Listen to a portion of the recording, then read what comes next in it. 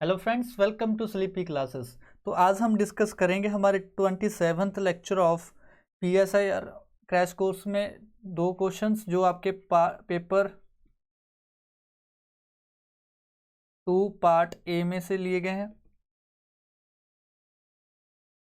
और ये आपके PYQs हैं।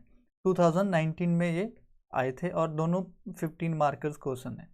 तो फर्स्ट क्वेश्चन है हमारा, evaluate the role of international court of justice in interstate disputes. फिर दोबारा दूसरा क्वेश्चन है हमारा, discuss the importance of personal data protection in the context of human rights. तो ये दो क्वेश्चन हैं जो हम इस वीडियो में डिस्कस करेंगे। इनकी अप्रोच डिस्कस करेंगे, कैसे इंट्रो हो सकती है, कैसे हम बॉडी में क्या लिख सकते हैं और कंक्लूजन क्या हो सकता है। उससे पहले मैं बताना चाहूँगा हमारे जो दो कोर्सेज हैं, एक तो टेस्ट सीरीज है 2022 के लिए, जिसमें आपको टोटल 6 FLTs और 4 HLTs मिलेंगे लॉन्ग विद करंट अफेयर्स। और 23 के लिए हमारे PSIR with out answer evaluation, PSIR with answer evaluation and PSIR mentorship courses हैं जो आप एडवांटेज इसका ले सकते हो। थर्ड, हमारा ऑफलाइन बैच भी स्टार्ट हो चुका है। मंडे से 15 फ्री ट्रायल क्लासेस है वो भी स्टार्ट हो चुकी हैं। अगर आप इंटरेस्टेड है तो यहाँ पे भी आप इनरोल कर सकते हो। तो चलो हम स्टार्ट करते हैं। हमारा पहला question, evaluate the role of international court of justice in interstate disputes. सबसे पहले कोई भी क्वेश्चन अटेम्प्ट करना हो तो आपको डायरेक्टिव का पता होना जरूरी है। यहाँ पे डायरेक्टिव क्या है? इवेल्युएट। इवेल्युएट का मतलब क्या? क्या आपको बताना पड़ेगा भी क्या जो role of international court of justice है with respect to interstate disputes वो पॉजिटिवली रहा है या नेगेटिव रहा है। जो भी होगा आपको विद एग्जांपल्स हाईलाइट करना पड़ेगा। तो आपकी इंट्रो क्या हो सकती है? फिर इसकी आप बेसिक्स फैक्ट्स लिख सकते हो। फॉर एग्जांपल इसे वर्ल्ड कोर्ट भी कहा जाता है। ये इंपॉर्टेंट UN ऑर्गन है, प्रिंसिपल ऑर्गन। और प्लस आप लिख सकते हो भी इसको UN चार्टर ने इस्टेब्लिश किया था 1946 में। तो ये आपके 3 इंपॉर्टेंट कीवर्ड्स हो सकते हैं इंट्रो में। उसके बाद अपने बॉडी में क्या लिख सकते हो भी पॉजिटिव रोल क्या प्ले किया। तो आपको एग्जांपल्स देनी पड़ेंगी कहाँ कहाँ इसने पॉजिटिवली अच्छा काम किया है। फिर इसके ड्रॉबैक्स, इसकी भी आप एग्जांपल्स दे सकते हो भी कैसे इसने अच्छा काम नहीं किया और कब ये अपनी एक्सपेक्टेशंस के ऊपर खरा नहीं उतरा। उसके बाद आपने कंक्लूड करना है। कंक्लूड में आप वे फॉरवर्ड दे सकते हो भी कैसे हम इसको और अच्छा बना सकते हो। तो ये आपका ब्रॉडर फ्रेमवर्क रहेगा जिसके बीच आपने आंसर को लिखना होगा। तो सबसे पहले हम स्टार्ट करेंगे इंट्रो से। वही इंट्रो जो मैंने आपको बोल दिया था, 3-4 इंपॉर्टेंट कीवर्ड्स हैं। जैसे इसको वर्ल्ड कोड कहा जाता है, प्रिंसिपल ऑर्गन में से एक ऑर्गन है, और ये जो स्टेट्स होती हैं, इंटर स्टेट्स जो मेंबर स्टेट्स होती हैं, उनके डिस्प्यूट्स को क्या करता है? रिजॉल्व करता है। तो ये बेसिक इन्फॉर्मेशन थी जो आप यहाँ पे लिख सकते थे। तो बॉडी में फिर आप क्या लिखोगे?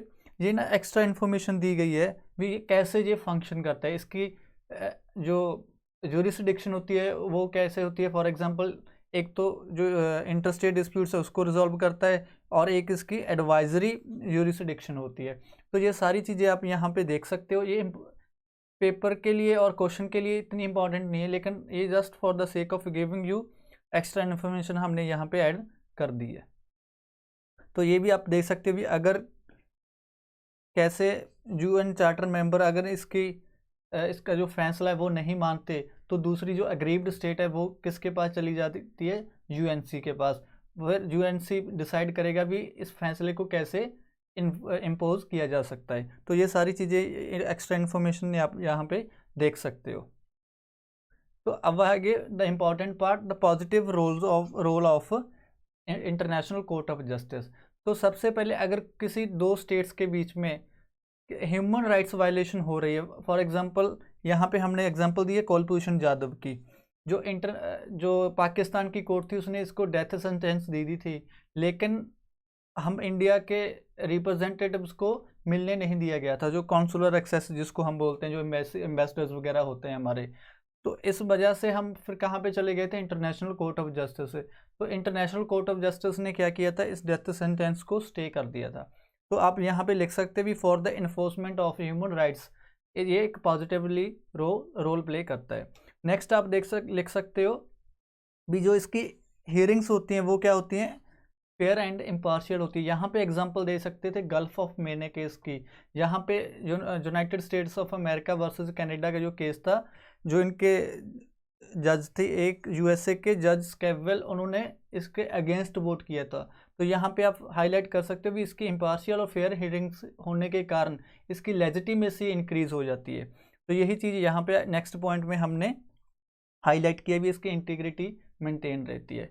नेक्स्ट, आप अगर कोई कंट्री दूसरी कंट्री की सॉवरेनिटी को ब्रीच करती है और आर्म्ड एक्टिविटी करती है, जैसे कॉन्गो वर्सेस जुगांडा का केस हुआ था, यहाँ पे जुगांडा को $325 मिलियन डॉलर्स की रेपरेशंस देने को बोला गया था। तो ये भी चीज़ यहाँ पे आप हाईलाइट कर सकते हो। तो ये आपकी एग्जांपल्स थी जिसके थ्रू आप बता सकते थे भी कैसे इंटरनेशनल कोर्ट ऑफ जस्टिस एक पॉजिटिव रोल प्ले करता है। तो नेक्स्ट हमारा इसकी ड्रॉबैक्स क्या है। तो सबसे पहले ड्रॉबैक्स है कंसेंशुअल ज्यूरिसडिक्शन। इसका मतलब है अगर कोई दो स्टेट्स जिसके बीच कोई डिस्प्यूट है वो अपनी कंसेंट ना दे तो यहाँ पे केस क्या होगा, इंटरटेन नहीं किया जाएगा। तो ये भी आप बता सकते हो भी ये इसकी फर्स्ट वीकनेस है, क्योंकि ये कंपलसरी नहीं है कि अगर दो स्टेट्स के बीच में डिस्प्यूट है तो ये इंटरवीन कर जाए। ये डिपेंड करता है वो दो स्टेट्स की कंसेंट के ऊपर। तो ये इसका फर्स्ट क्या हो गया था, ड्रॉबैक। सेकंड ड्रॉबैक क्या था, issue of non appearance. For example Nicaragua case में क्या हुआ था कि यूएस ने अपना रिप्रेजेंटेटिव भेजने से बंद कर दिया था, यानी कि वो एब्सेंट रहने लगा था। तो इससे क्या होगा, वो हियरिंग्स पे इम्पैक्ट आएगा। तो ये भी इसके पास कोई पावर नहीं है कि ये फोर्स कर सके दूसरी मेंबर स्टेट को कि भी आपको यहाँ पे कंपलसरी आना ही पड़ेगा। तो ये इसका सेकंड ड्रॉबैक हो गया। नेक्स्ट, इसके पास लैक ऑफ इन्फोर्समेंट पावर है। अगर कोई स्टेट इसका फैसला मानने से मना कर देती है तो इसके पास अपनी कोई पुलिस नहीं है कि वे ये बोल दे ये हाँ हमारी मिलिट्री या हमारी आर्मी जाएगी और इसको इम्पोज करेगी। तो फिर केस कहाँ पे जाता है, यूएनसी में जाता है, यूनाइटेड नेशन सिक्योरिटी काउंसिल। तो वो डिसाइड करेगी भी क्या मेजर्स हम ले सकते हैं। तो वहाँ पे क्या चलता है, वहाँ पे वीटो पावर चलता है। तो फिर अपनी पुलिस ना होने के कारण इसके पास कोई इन्फोर्समेंट पावर्स नहीं है। तो ये इसका नेक्स्ट ड्रॉबैक है। तो नेक्स्ट क्या है, प्रोसीजरल इशू। प्रोसीजरल इशू का मतलब है भी कई बार क्या होता है केस बहुत लंबे चले जाते हैं। ये इसको आप यहाँ पे डोमेस्टिक के साथ भी रिलेट कर सकते हैं। फॉर एग्जांपल इंडिया में जो सुप्रीम कोर्ट है और हाई कोर्ट्स हैं, यहाँ पे हेयरिंग्स में बहुत सारे प्रोसीजरल्स एम्बिग्यूटीज और प्रोसीजरल्स कमियाँ शॉर्टकम्स हैं वो यहाँ पे भी पाई जाती हैं। तो ये यहाँ पे भी आप कंपैरेटिव सेंस में यहाँ पे बता सकते थे।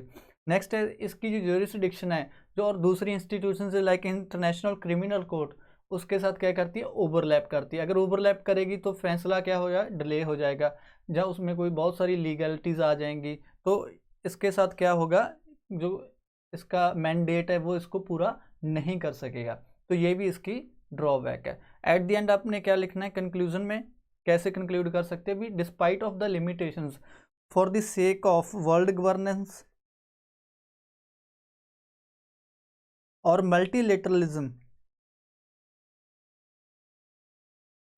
हमें क्या चाहिए होगा, हमें these kind of institutions required है। तो इसमें रिफॉर्म में आप क्या लिख सकते हो फिर भी, इसकी जो कंसेंट बेस्ड ज्यूरिसडिक्शन है उसको हम क्या कर सकते हैं, कंपलसरी ज्यूरिसडिक्शन कर सकते हो। तो ये आपका एक अच्छा वे फॉरवर्ड हो जाएगा। एट द एंड जो मैंने बोला है, आप इसको मल्टीलेटरलिज्म और वर्ल्ड गवर्नेंस के साथ जोड़कर भी इसको कंक्लूड कर सकते हो। तो ये आपका पहला आंसर था जिसको आपने ब्रॉडरली हमने डिस्कस कर लिया भी, कैसे उसकी इंट्रो होनी चाहिए, कैसे उसका कंक्लूजन होना चाहिए, जो क्या बॉडी में लिखना है। तो ये आपका मेन पॉइंट था भी, हमने पॉजिटिव और नेगेटिव दोनों बताकर एट द एंड हमने क्या कर दिया, ओपिनियन दे दिया। तो ऐसे ही आपने आंसर्स लिखने होते हैं।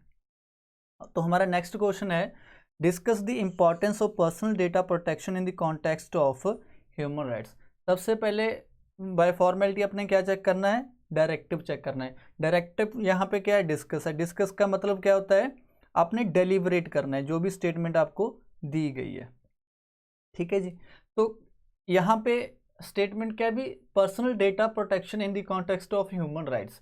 सबसे पहले आपने ये आइडेंटिफाई करना है कि कौन से ह्यूमन राइट्स के बारे में हमें यहाँ पे बात करनी है। तो आप इसको कहाँ से रिलेट कर सकते हो, राइट टू प्राइवेसी के साथ रिलेट कर सकते हो। राइट टू प्राइवेसी फर्दर किसके साथ इंटीग्रेटेड है, राइट टू लाइफ के साथ।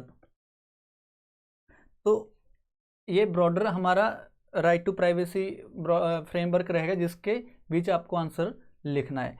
तो सबसे पहले इंट्रो में फिर क्या लिख सकते हो, इंट्रो में आप UNDHR की बात कर सकते हो, United nation declaration of human rights.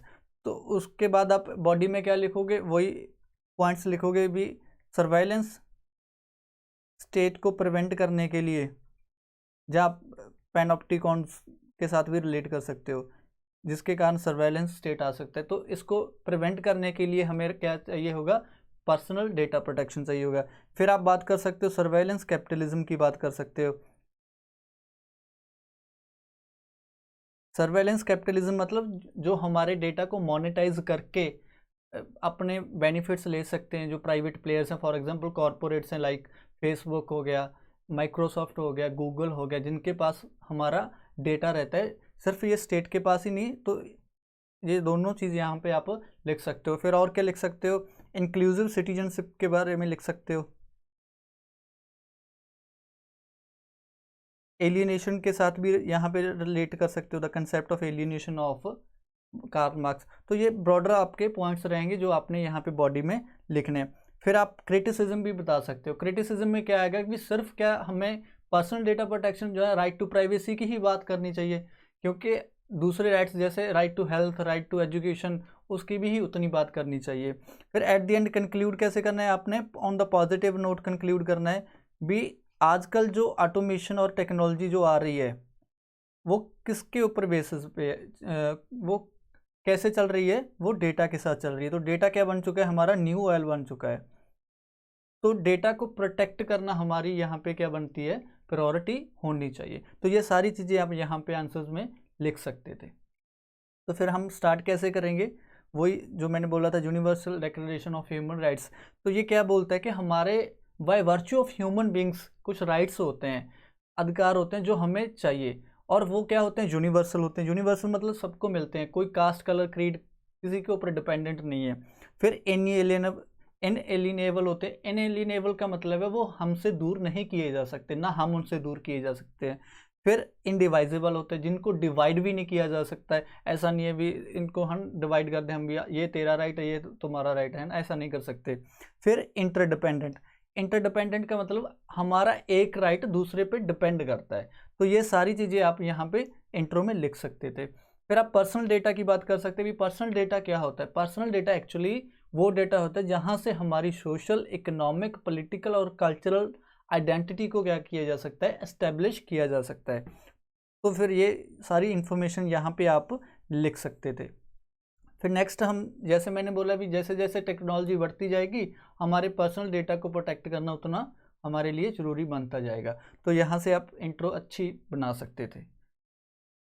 Next वो हमारा पहला पॉइंट क्या होगा, the importance of right to privacy. तो यहाँ पे आप सर्वाइलेंस के स्टेट के साथ रिलेट कर सकते थे भी। अगर हमारा डेटा नहीं प्रोटेक्ट होगा तो स्टेट के पास क्या होता है, डिफरेंट ऑर्गन्स, लाइक पुलिस होता है, आर्मी होता है, जुडिशरी होता है, और यहाँ से क्या होगा, हमको ट्रैक किया जा सकता है, जिसको हम बोलते हैं स्नूपिंग की जा सकती है।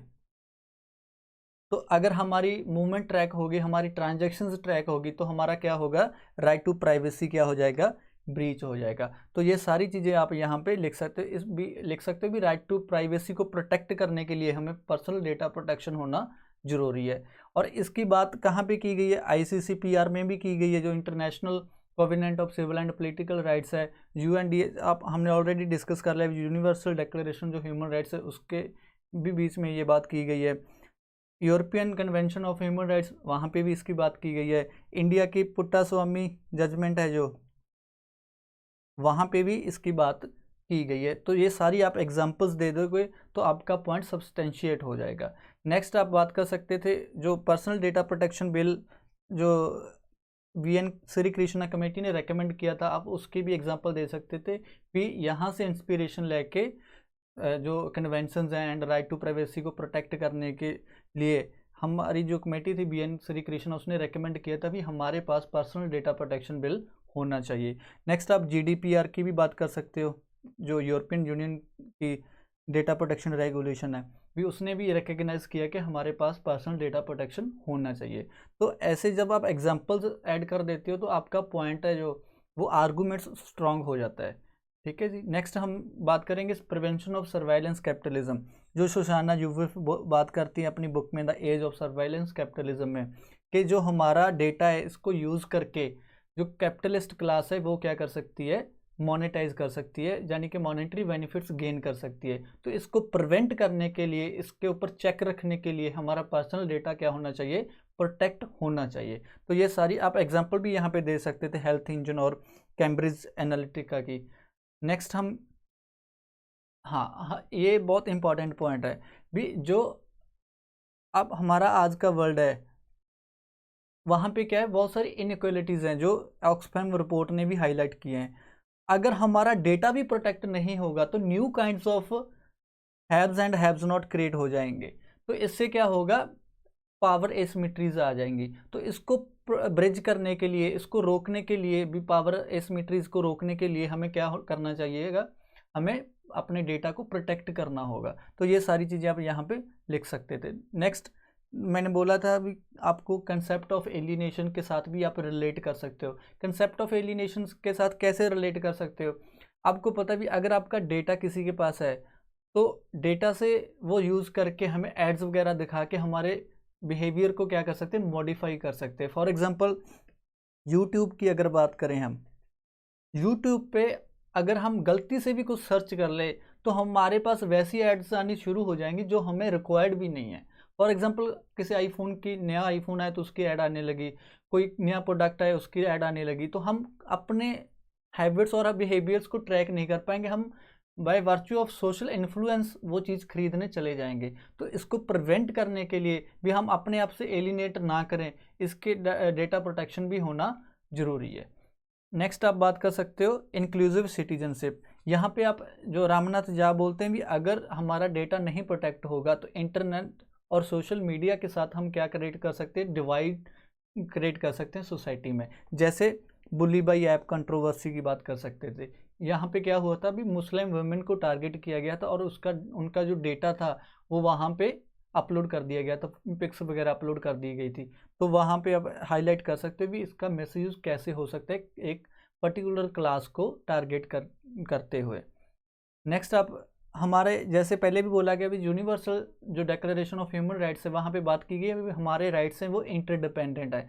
तो यहाँ पे आप हाईलाइट कर सकते हो भी अगर हमारा डेटा नहीं प्रोटेक्ट होगा तो हमारे दूसरे राइट जैसे राइट टू वोट या राइट टू पॉलिटिकल चॉइस अगर हम पर्टिकुलर बात करें वो भी अफेक्ट हो सकता है। कैसे अफेक्ट हो सकता है, जैसे यूएसए में हुआ था, क्यों हमारे पास वही कैंडिडेट की कैंपेन्स लाई जाएंगी जो वो किसी जिसका डेटा यूज़ करके जो वो जिताना चाहते हैं। फॉर एग्जांपल डोनाल्ड ट्रंप के केस में मतलब ये चीज़ हुई थी। तो ये आप लिख सकते हो भी, अगर for the realising our other rights like right to vote, right to freedom of speech and expression, उसके लिए हमारा डेटा प्रोटेक्ट होना ज़रूरी है। तो फिर क्रिटिसिज्म में जैसे मैंने बोला भी, इसको बोर्जुआ कंसेप्ट के साथ रिलेट कर सकते हो। और एग्जाम्पल क्या दे सकते थे, पेगासस की एग्जाम्पल दे सकते थे। यहाँ पे क्या हुआ था भी, जो पावरफुल लोग हैं जैसे लीडर ऑफ अपोजिशन हो गया, जजेस हो गया, जर्नलिस्ट हो गया, उनको ही टारगेट किया जाता है, किसी रिक्शे वाले को नहीं टारगेट किया जाता। तो आप बोल सकते हैं भी ये इतनी बड़ी बात नहीं है भी हमें पर्सनल डेटा की ज़्यादा बात करनी चाहिए। हम सबसे पहले हमारे इंपॉर्टेंट राइट्स क्या हैं, जैसे राइट टू हेल्थ, वो रोटी कपड़ा मकान की आप बात कर सकते हो भी, हमारे ये राइट ज़्यादा इंपॉर्टेंट है। और इसकी और एग्जाम्पल भी है, जैसे आधार बिल को सुप्रीम कोर्ट ने क्या दे दिया था, क्लीन चिट दे दी थी भी, आधार बिल ऐसा पास किया जा सकता है क्योंकि इसके साथ हमें मॉनेटरी बेनिफिट्स बहुत ज़्यादा हैं। जैसे ये करप्शन को ख़त्म करता है और जो राइट टू लाइवलीहुड के साथ आप यहाँ पे रिलेट कर सकते थे। तो ये सारी चीज़ें आप यहाँ पे लिख सकते थे। नेक्स्ट, लेकिन हमने कंक्लूड कैसे करना है भी, क्योंकि ऑल्दो ये चीज़ें भी ज़्यादा ज़रूरी है लेकिन पर्सनल डेटा को प्रोटेक्ट करना बहुत ज़्यादा ज़रूरी है। इसको हमें क्या कंसीडर करना चाहिए, जैसे अंबाकाक बोलते हैं पब्लिक गुड कंसीडर करना चाहिए। और ऑयल की वजह ये, इसको क्या कंसीडर करना चाहिए कि सेफ ड्रिंकिंग वाटर कंसीडर करना चाहिए। फिलोसफिकल बातें होगी आप यहाँ पे, जिन जो टुफेकी से वो उन्होंने ये चीज़ बोली थी तो आप यहाँ पे लिख सकते थे। एट दी एंड आपने कंक्लूड करना है भी, डेमोक्रेटिक और इक्विटेबल वर्ल्ड क्रिएट करने के लिए और जस्ट वर्ल्ड क्रिएट करने के लिए हमें क्या चाहिए, पर्सनल डेटा को प्रोटेक्ट करना ही होगा। तो ये सारी चीज़ें थी जो आप यहाँ पे लिख सकते थे। तो हमने जो भी 2 क्वेश्चन डिस्कस किए हैं, आई होप आपको अच्छी तरह समझ आ गए होंगे और क्या अप्रोच होनी चाहिए, कैसे हम एक अच्छा आंसर बना सकते हैं, तो ये सारी चीज़ें भी हमने हाईलाइट कर दी कि आपके पास आर्गूमेंट्स होने चाहिए। लेकिन उस आर्गूमेंट्स को आप सब्सटेंशिएट कैसे कर सकते हो, या तो आप थ्योरिस्ट के थ्रू कर सकते हो, दूसरा आप एग्जाम्पल डाल के कर सकते हो। तो ये सारी चीज़ें आप यहाँ से सीख सकते हो। Thank you.